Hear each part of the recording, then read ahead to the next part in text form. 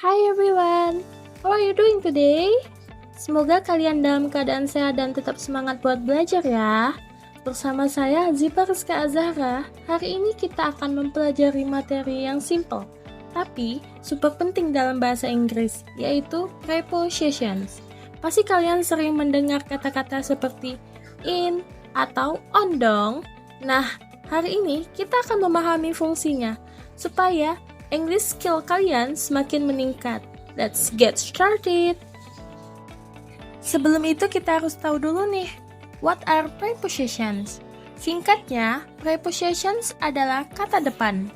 Fungsinya adalah to connect nouns atau menghubungkan kata benda untuk menunjukkan 3 hal penting. Yang pertama, possession atau posisi. Yang kedua, itu time atau waktu.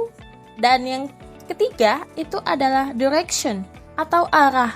Jika tidak ada preposition, kalimat kita akan terasa membingungkan dan orang tidak akan memahami maksud ucapan kita. Jadi, kata-kata ini berfungsi seperti jembatan di dalam sebuah kalimat. Nah, setelah kita memahami pengertiannya, sekarang kita masuk ke bagian jenis-jenisnya. As you can see on the screen, terdapat 3 tipe utama prepositions, yaitu preposition of place. Jenis ini digunakan untuk menunjukkan letak atau lokasi benda, seperti saat kita ingin tahu di mana sebuah objek itu berada. Yang kedua, itu preposition of time. Fungsinya adalah untuk memberikan keterangan kapan suatu peristiwa itu terjadi, seperti keterangan hari, bulan, ataupun jam. Dan yang ketiga, itu preposition of direction. Jenis ini menunjukkan arah gerakan atau perpindahan posisi, seperti dari satu tempat ke tempat lainnya.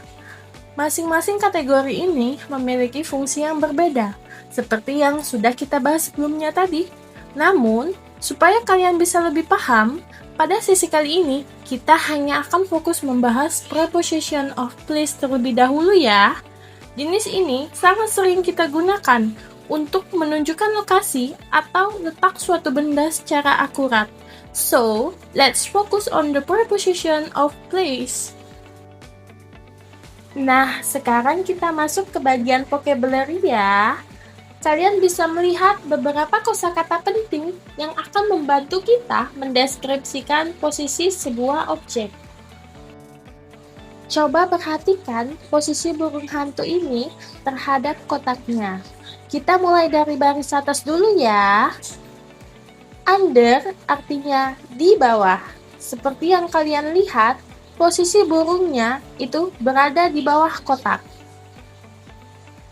In digunakan jika objek berada di dalam, seperti burung hantu yang masuk ke dalam kotak ini. In front of artinya di depan, posisinya berada tepat di hadapan kotak. Sekarang kita lihat di baris berikutnya.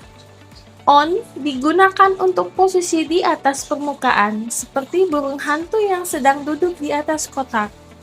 Between artinya di antara, digunakan jika objek berada di tengah-tengah dua benda. Behind, kebalikan dari in front of, yaitu di belakang. Posisinya tersembunyi di balik kotak. Above artinya di atas. Apa sih bedanya dengan on? Kalau above ini posisinya melayang atau tidak menempel langsung dengan kotaknya.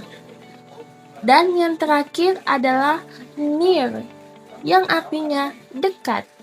Digunakan jika objek berada di sekitar atau tidak jauh dari kotak tersebut. Setelah mempelajari kosakatanya, sekarang waktunya kita latihan. Let's practice to test your understanding. Sudah siap? Yuk kita lihat soalnya.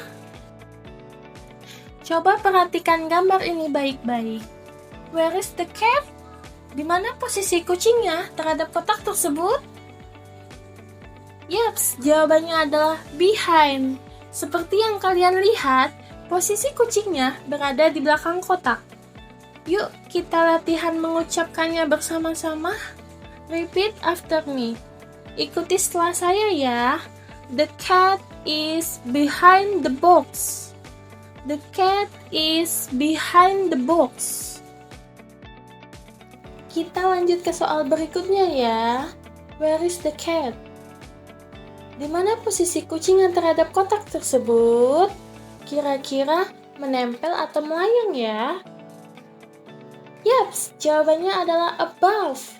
Seperti yang kalian lihat, posisi kucingnya berada di atas kotak, namun tidak menempel langsung pada permukaannya. Sekarang kita latih lagi pengucapannya ya. Repeat after me. Ikuti setelah saya. The cat is above the box. The cat is above the box. Itu tadi 2 contoh latihan kita hari ini. Bagaimana? Ternyata menggunakan preposition of place itu cukup mudah bukan? Kuncinya adalah terus berlatih agar kalian semakin terbiasa. Thank you for watching. Bye-bye.